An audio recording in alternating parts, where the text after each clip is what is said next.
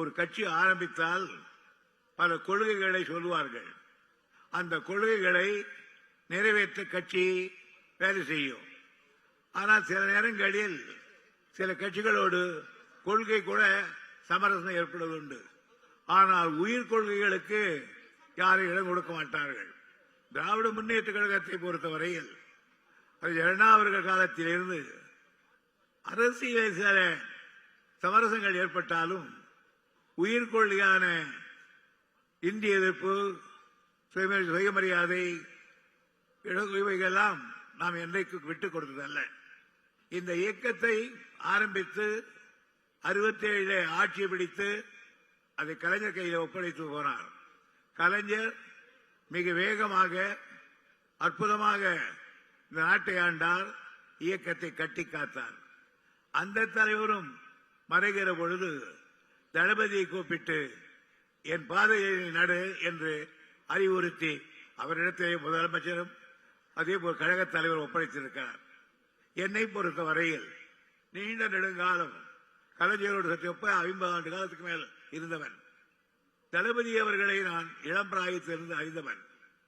ஆனாலும் நானே இன்றைக்கு வியக்கிற அளவுக்கு, போற்றுகிற அளவுக்கு, சல்யூட் அடிக்கிற அளவுக்கு அவர் தன்னுடைய பணியை ஆற்றுவதை பார்த்து மெத்த பெருமைப்படுகிறேன். காரணம், அவர் கலைஞரிடத்திலே பணியாற்றியவர், கலைஞரிடத்திலே கற்றவர். அதே போன்று இந்த அடுத்து இருக்கிற நம்முடைய உதயநிதி அவர்கள் அந்த இடத்துக்கு நிச்சயமாக சத்தியமாக ஒரு காலத்துக்கு வருவார். அப்படி வருகிற பொழுது இந்த மன்றத்திலே நான் தெரிவிக்கிறேன், தலைவர் பெற்ற பேரும் புகழை விட, ஏன் உட்கார்ந்து இருக்கிற தளபதி அவர்கள் பெறுகிற பேரும் புகழை விட அதிகமான பேரும் புகழையும் பெறக்கூடியவர் என்னுடைய தம்பி உதயநிதி. நான் என்ன ஜோசியக்காரனா? இல்லை.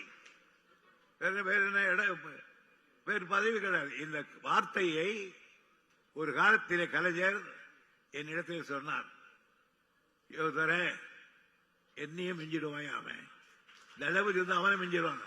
இது இன்றைக்கு நான் சொல்லவில்லை, தளபதிக்கு தெரியும், உதயநிதி தெரியும், நீண்ட நெடுங்காலமாக சொல்லி வருகிறேன்.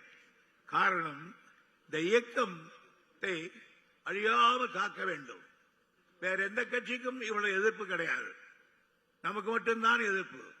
தமிழை சொன்னால் எதிர்ப்பு, தன்மானத்தை சொன்னால் எதிர்ப்பு, சுயமரியாதை கேட்டால் அது எதிர்ப்பு, மாநில சுயாட்சி கேட்டால் எதிர்ப்பு.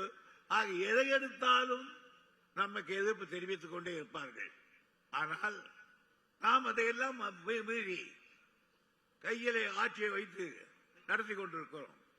தளபதியை நான் இன்னும் உதயநிதி சொல்லுவேன், ராஜராஜ சோழன், ராஜேந்திர சோழன், ராஜராஜருக்கு பிறகு ராஜேந்திர சோழன். ராஜராஜன் மன்னனாக இருக்கிற பொழுது அந்த பணியை ராஜேந்திர சோழன் ஏற்றுக்கொண்டான். ஆனால் ராஜராஜருக்கு காந்தாலூர் சாலை வரையே சாலை ஆட்சி இருந்தது. ஆனால் அவருடைய மகன் ராஜேந்திரன் பர்மா வரையில் அல்ல, தாயிலிருந்து வரையிலே தன் ஆட்சியை நிறுவி காட்டியவன். இன்றைக்கு எழுதி வைத்துக் கொள்ளுங்கள், உதயநிதி ஒரு நாள் ராஜேந்திர சோழனாக மாறுவார் என்பதை என்னுடைய அரசியல் கணக்கு. என் அரசியல் கணக்கு. காரணம், தளபதிக்கு தெரியும். கிட்டத்தட்ட நான் 60 ஆண்டிலிருந்து தலைவர் குடும்பத்தோடு மற்றும் பழகிறவன். எனவே எனக்கு இப்பொழுது இருப்பதெல்லாம் இந்த கட்சியை தாங்கக்கூடியவர்கள் யார் யார் இருக்கார்கள் என்ற எண்ணம் தான். அதை கணக்கு போட்டு அவர் செய்கிற பொழுது பாராட்டுக்குரியதாக அமைந்திருக்கிறார். எதை செய்தாலும் உதயநிதி சரியாக செய்கிறார். சமீபத்தில் வேலூருக்கு போயிருந்தார். அங்கு அவர் என்ன பேச்சு கேட்க வேண்டும் என்றேன், முடியவில்லை. ஆனால் முரசொலியை படித்தேன். என்னுடைய அனுபவத்துக்கும் அவருக்கும் சேர்த்து அந்த முரசொலியை நான் படிக்கிற பொழுது என் கண்கள் பறித்து போய்விட்டது.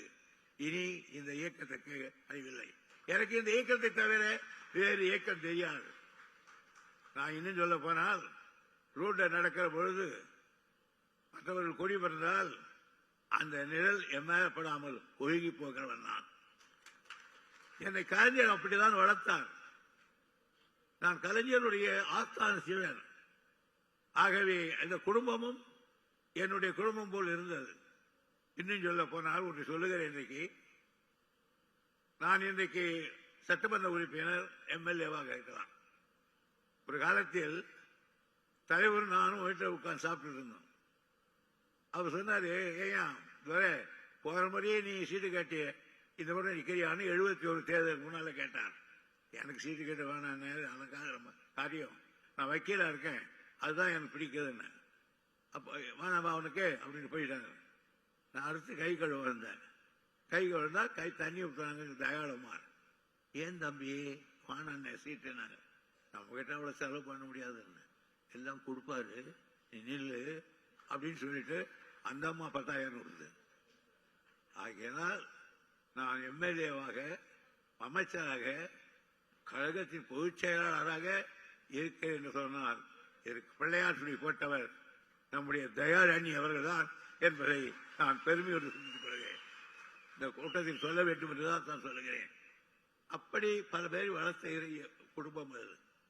அந்த குடும்பத்தினுடைய இளந்தலைகளாக வந்திருக்கிற நம்முடைய பிரதிநிதி இனிமேல் கட்சியை பார்த்துக் கொள்ள வேண்டிய நிலை இருக்கிறது. இன்றைக்கு இரண்டை கருப்பு சிவப்பு சொல்கிறார்கள். தமிழ்நாட்டின் தேசிய சின்னம் அதுதான்.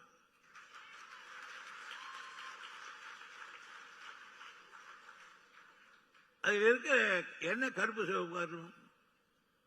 இருண்டு இருக்கிற இடத்திலெல்லாம் ஒளியேற்றுவதற்குதான் சிகப்பு போட்டிருக்கிறோம். அந்த சிகப்பு எப்படி இருக்க வேண்டும் என்றால் காலையிலே உதிக்கின்ற ஒரே சூரியனுடைய நிறத்தில் இருக்க வேண்டும். ஆகியனாலே அண்ணா அவர்கள் ஒரே சூரியனையும் கொண்டு வந்து வைத்தார்கள்.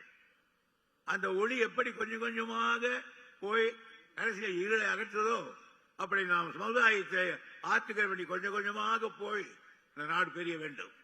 ஆனால் எங்க இருள் இருக்கிறது? எல்லா இடத்திலும் வாழ்க்கையில் இருள் இருக்கிறது, சமுதாயத்தில் இருள் இருக்கிறது, இலக்கியத்தில் இருள் இருக்கிறது. இப்படி எல்லா இருளையும் போக்க வேண்டும். அதற்காகத்தான் அண்ணா அவர்கள் மேலே வச்சு சிவப்பு வந்தார். இந்த சிகப்புக்கு ஒன்று சொல்லுகிறேன். நான் கள்ளக்குறிச்சி மாநாட்டில் பேசி கொடியேற்றி விட்டு பேசி ஒரு கான்ட்ரவர்சிக்கு வந்தேன். கலைஞர் 1000 ரூபாய் சொல்லியிருக்கார். அந்த சிகப்பு தலைவர் அவர்கள் விடுதலையிலே வேலை செய்து கொண்டிருக்கிற பொழுது அந்த அதுக்கு கருப்பு சிவப்பு என்ற அண்ணா சொல்லிவிட்ட பிறகு கருணாநிதி ஷேர் பண்ணினாராம். ஆனால் அங்க ஒரு திருநெல்சாமின்னு ஒருத்தர் இருந்தார். அவர் எல்லாத்தையும் கூட்டிட்டு போட்டாராம் பெரியார் பண்ண. சிகப்பு அகப்படல. என்ன பண்றது பார்த்தா தலைவர் ஒரு குத்தி ரத்தத்தை சிகப்பாக்கி அதில் கொண்டு வைத்தார். ஆகவே இன்றைக்கு கொடியில் இருக்கிற சிகப்பு தலைவர் கலைஞருடைய கையில் இருந்து வந்த ரத்தத்தால் உருவான கட்சி. அப்படிப்பட்ட ஒரு கட்சி நம்முடைய கட்சி. அதனாலே இன்றைக்கு பார்த்தேன், ரொம்ப மகிழ்ச்சி எனக்கு. மிலிட்டரி கூட இப்படி பண்ண மாட்டான், அப்படி உதவியார் செய்திருக்கார். அது யார்?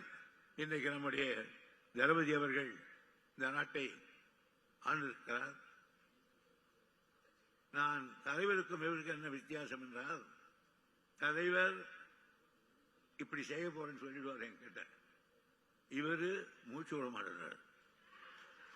அதுக்கப்புறம் டக்குன்னு அது ஒரு ஆது கொட்டாரு. என் வாழ்க்கையிலேயே கூட போன மாதிரி நடந்தது.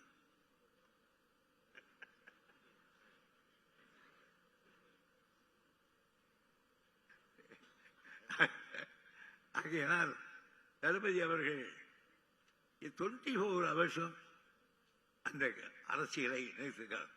எனவே தமிழ்நாடு ஒரு பொற்காலமாக ஒரு அறிவிப்பு சமுதாயமாக மாற்றியமைக்க தளபதி அவர்கள் எடுத்திருக்கிற முயற்சிக்கு நாம் பின்னிற்போம். இந்த தேர்தலிலே மகத்தான வெற்றி பெற்று ஆட்சியை தளபதி கையில் ஒப்படைப்போம் என்று கூறி இந்த மாநாட்டை துவக்கி வைக்கிறேன். நன்றி, வணக்கம்.